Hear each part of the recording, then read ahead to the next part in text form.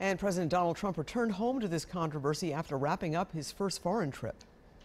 Mr. President, is Europe trying to set up a back channel to the Russians? Mr. Trump only waved overnight when asked whether Mr. Kushner was trying to set up a back channel to the Russians. And this morning, the president unleashed several tweets attacking what he calls fake news. Joining us to talk about the latest in the Russian investigation, as well as whether or not the governor will actually sign those bills, ending the possibility of a government shutdown, Professor Larry Jacobs. Thank you so much. Good to be here. All right, your thoughts on the latest development concerning Russia, this time with the president's son-in-law? Well, I think, for the White House, it's sad news for them. They had a pretty good trip abroad. The atmospherics in the Middle East were fantastic. He got his message out in Europe about standing up on trade and climate change and NATO. And he comes home and it's back right into this morass of the controversy around Russia. Clearly, the White House is in crisis.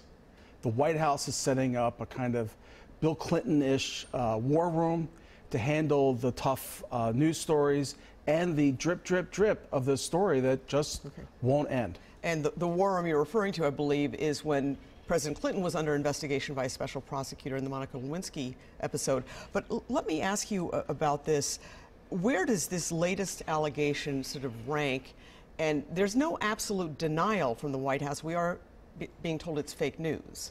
Right. I think the key thing here is you had Jared Kushner, who was a private citizen. This is just a month after the election, who's setting up communications with the Russians. There are all sorts of other individuals and offices who do this all the time for the White House. He did not disclose it, and it appears, and again, it's appearance, that it fits into a pattern of back-channel conversations, failure to disclose these communications with the Russians, and that's the problem right now, I think, for the Trump administration. It's not yet a smoking gun, but there's a lot of smoke. All right.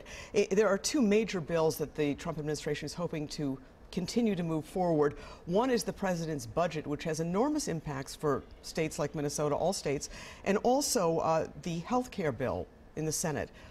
Does this have any impact on that? It's a big problem. The budget proposals have already been declared by Republicans to be dead on arrival. The president just does not have much credibility, particularly when Republicans are looking at approval ratings of about 40% or so.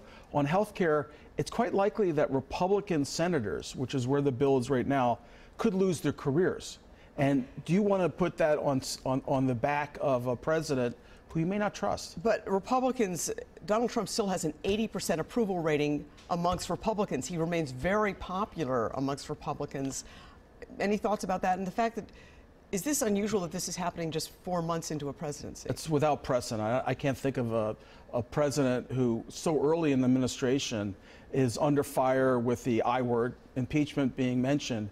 And clearly, the support among Republicans is why you're seeing action on health reform. But the problem is you've got a group of Republican senators and governors who are running for re-election in states coming up in 2018 that are competitive, where you need to have independents and even some Democrats. And those are the tricky votes right now.